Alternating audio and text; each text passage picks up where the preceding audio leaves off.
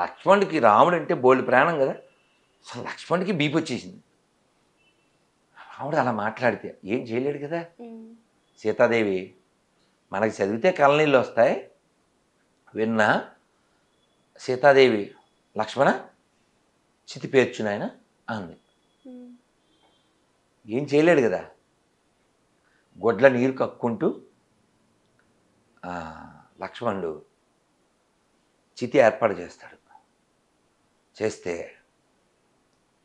అప్పుడు సీతాదేవి అగ్నిదేవుడిని ప్రార్థిస్తుంది. అగ్నిదేవుడు ఆవిడ అగ్నిలో దూకేస్తుంది. అందుకే కదా శ్రీనారాయణ రెడ్డి గారు ఏం చెప్పారు, నా దేశం భగవద్గీత, నా దేశం అగ్ని పునీత సీత, నా దేశం సంస్కార గంగా, నా దేశం కరుణాంతరంగా. అందుకని భారతదేశం అంటే గీత సీత. ఎవరు నాకు కాదంటే పడద్దు వాత. If you have doubt you ask your తాత. సరే ఇప్పుడు మనకు కోపం వచ్చింది, హట్ అయిపోతాం. సరే సీతాదేవి అగ్నిలో దూకేసింది. అందరూ హాకారాలు చేశారు. కానీ ఆవిడ మళ్ళీ అగ్నిదేవుడు తీసుకొచ్చి ఇచ్చేశాడు. రామచంద్ర ఆవిడ దోషం ఏమీ లేదు. ఆవిడ పునీత. 10 నెలలు ఇక్కడ ఉన్నప్పటికీ ఆవిడ చాలా స్వచ్ఛంగా ఉందని. ఇప్పుడు మనకి మండిపోయి రాముడి మీద కోపం వచ్చేస్తుంది. కానీ రాముడి ఉద్దేశం ఏంటి చెప్పండి ఇప్పుడు కొంచెం. లోకులు కాకులు అంటారు కదా, అందుకు అది ఆలోచించాలి కదా. లోకుల కోసం ఆయన అలా చేశారు. వాళ్ళు వాక్కుండా ఉండడానికి. కానీ ఏం ఉపకారం అమ్మా, ఏం ఉపకారం? ఏమైనా ఉపకారం ఉందా? కానీ బాధ మాత్రం సీతమ్మ తల్లి పడింది కదా. బాధ పక్కన పెట్టు, నేను ఉపకారం ఉందా అన్నదేని దేనికి? వాడు వాగాడా లేదా? ఇంత చేస్తే అంటే ఈయన బాగు చేయడం అంటే ఇంకా నీకు బాగా అర్థమయ్యేది చెప్పాలంటే మీరు మారరా, మీరు మారరు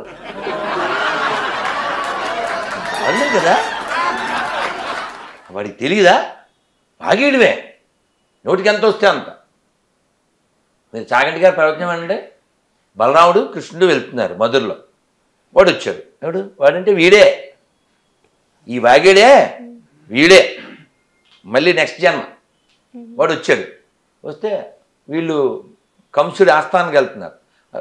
రాజుగారికి వాడు ఆస్థాన వాడు ఇవ్వరా అన్నారు బట్టలు. అబ్బే మీరు పల్లెటూరు నుంచి వచ్చారు, ఎవడుంటాడు మళ్ళీ ఇదే. అప్పుడు వాగాడిగా అమ్మవారి మీద. ఇంక ఇప్పుడు బలరాముడికి మండిపోయి వీడికి జన్మ మారింది కానీ బుద్ధి మారలేదు, వీడికి తల మార్చేయాల్సిందే. కృష్ణుడు చేత్తో ఒక్కటి అన్నాడు అంతే. పిస్ట్ అంటారు కదా, అంతే తల మారిపోయింది. అంటే అంత నోటి దూల అంటే పొగరు అన్నమాట. పొగరు తెలిసి మళ్ళీ మీరు కావాలంటే యూట్యూబ్లో చూడండి, కామెంట్లు పెడతారు. అసలు నేను కోపం వచ్చి నువ్వు ఏది పెట్టావో అది నిరూపించకపోతే నీ పుట్టుకను అనుమానించాల్సి వద్ది అని ఫోన్ నెంబర్ పెడతా. అది ఫోను చేయడు, రిప్లై ఇవ్వడు. అది ఉత్తే అనేటివే అంతే. కాబట్టి అలా ఉండకూడదు, అలా ఉండకూడదు. సీతాదేవి బాధపడింది అంటున్నావు కదా నువ్వు. సీతాదేవి ఏం మాట్లాడిందో తెలుసా అసలు? రాముడితో అడవికి వస్తాను అంది. రాముడేమన్నాడు? అబ్బే నువ్వు అక్కడ నడవలేవు, అక్కడ పావులు ఉంటాయి, ముళ్ళుంటాయి, రాళ్ళు ఉంటాయి, దెయ్యాలుంటాయి, పెద్ద పెద్ద జంతువులు ఉంటాయి, పైతాన్లు ఉంటాయి, సైతాన్లు ఉంటారు. ఇన్ని చెప్పాడు లెక్చరు. ఆవిడేమని తెలుసా, మీరు అడవిలో నడుస్తుంటారు కదా, మునులు దర్భలవి కోస్తారు హోమానికి, దానికి వాళ్ళు చేసుకునేటువంటి యజ్ఞ క్రతువులకి. దర్భలు కోసినప్పుడు కొంచెం దర్భలు వదిలేస్తారు కదా, అవి గుచ్చుకుంటాయి మీకు. అవి గుచ్చుకోకుండా ముందు నేను వెళ్ళి అవన్నీ పీకేసి దారి రెడీ చేస్తాను. అలా కదా ఉండాలి భార్య. అన్నీ బెల్ల మీద ఉన్నాయి. నేను ఇవాళ ఏంది వండలేదు, జొమాటోలో టమాటా బాత్ తెప్పించుకుందంటే మళ్ళీ హట్ అయిపోయి కామెంట్లు పెడతారు. పెడితే పెట్టను. కానీ భార్య ఎలా ఉండాలంటే సీతాదేవిలాగా. ఇంకా అసలు ఆవిడకి ఒళ్ళు మండిపోద్ది అసలు అయోధ్యలో ఉన్నప్పుడైతే. ఇవన్నీ ఎక్స్ప్లెయిన్ చేద్దాం. అవన్నీ కోస్తాను, అవన్నీ తీస్తాను, మీరు నడిచేదానికి దారి రెడీ చేస్తాను, ఇన్ని చెప్తే ఈయన మాత్రం వద్దు ఇక్కడే ఉండు, పొద్దునే లేటుగా లేవకు, భరత అని పేరు పెట్టి పిలవకూడదు, మహారాజు అని పిలవాలి.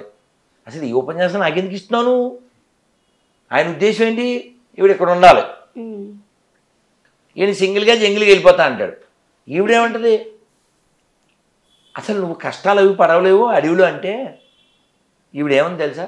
మండిపోయి అసలు మా నాన్న పొరపాటున పురుషుడు అనుకుని స్త్రీకి ఇచ్చి పెళ్లి చేయడు. ఎవరిని చూసావు? నువ్వు తెచ్చావు నువ్వు అని అనొచ్చా అని అడిగావు అనుకో, నువ్వేమంటావు? నువ్వు చెప్పు, అనొచ్చా అని అడిగానమ్మా, చెప్పు.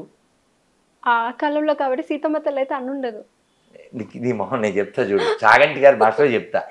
ఓకే, అనొచ్చా అంటే అందరూ నీలాంటి వాళ్ళే కదా అక్కడ ఉండేది, నాలాంటి వాళ్ళే కదా, అనకూడదు అంటారు. మనం అందరం మామూలు వాళ్ళం కదమ్మా అంటే చాగంటి గారు అన్నారు అనొచ్చు. అయినా భార్య భర్తను ఏమనాలో అనకూడదో నువ్వెవరో డిసైడ్ చేయడానికి, అది వాళ్ళ రిలేషను. ఇంకెవరు అని చాగంటి గారు బాగా చెప్తారు. ఇంక 24 గంటలు ఆవిడే అనాలా? ఓసారి తిట్టకూడదా? ఓసారి కసురుకోకూడదా? ఆవిడ ఏమన్నా రోబోయా కదా?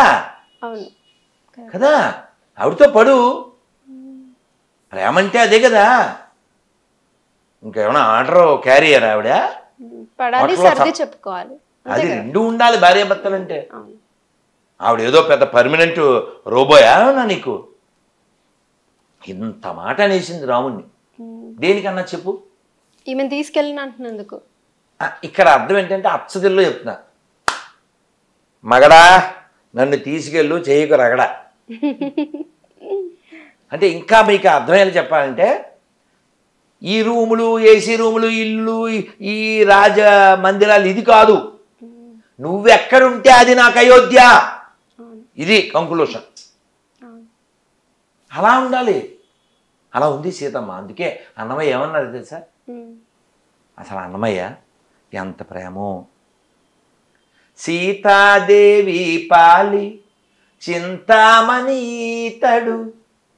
ఈతడు దాసుల పాలి ఇహ పరదైవాము, రామచంద్రుడితడు రఘువీరుడు, కామిత ఫలములియ్య కలిగనే ఇందరికి, రామచంద్రుడితడు రఘువీరుడు.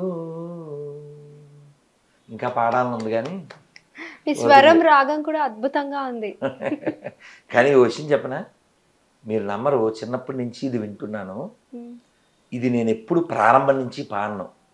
స్టార్టింగ్ ఏంటి? రామచంద్రుడితడు రఘువీరుడు, ఇది కదా పల్లవి. కానీ నేను ఇలా పాడను. ఎప్పుడైనా ఈ కీర్తన పాడాల్సి వస్తే సీతాదేవి దగ్గర నుంచే మొదలు పెడతా. ఎందుకంటే భయం వేరే ట్యూను మైండ్లో చిన్నప్పటి నుంచి పడిపోయింది, అది వచ్చేస్తుంది. ఆ భయంతో సీతమ్మే రక్షిస్తుందని.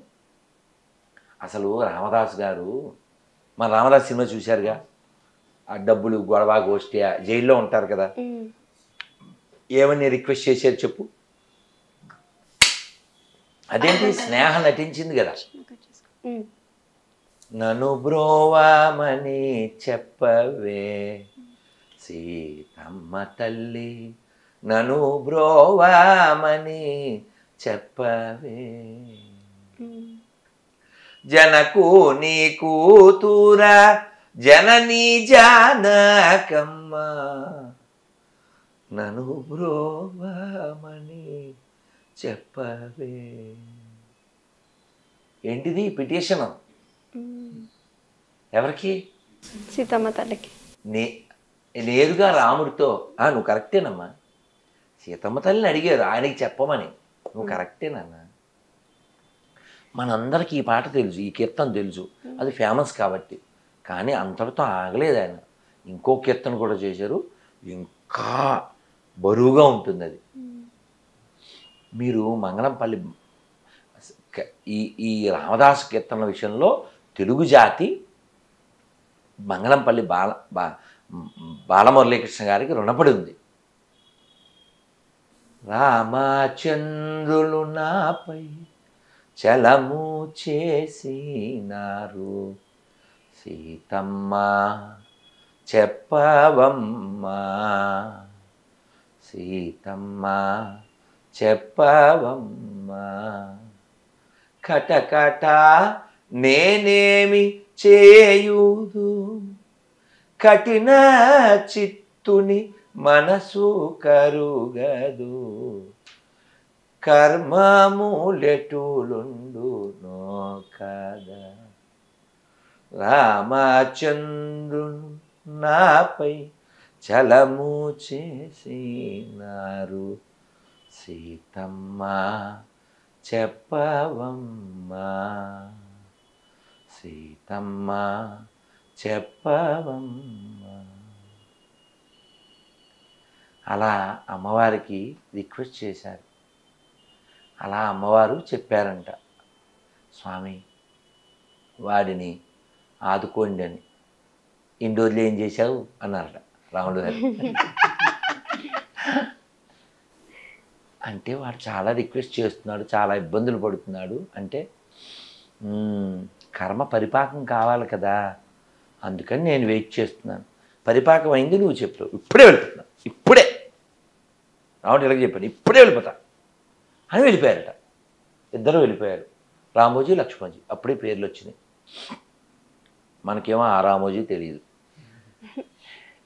ఆయన వెళ్ళిపోయారు. వెళ్ళిపోయి అవన్నీ ఇచ్చేశారు ఆయనకి. ఆయన పేరేంటి, తానీషాకి. బాకీ ఉన్నాడు కదా రామదాసు. యాక్చువల్ మర్నాడు ఉరి అపల పాస.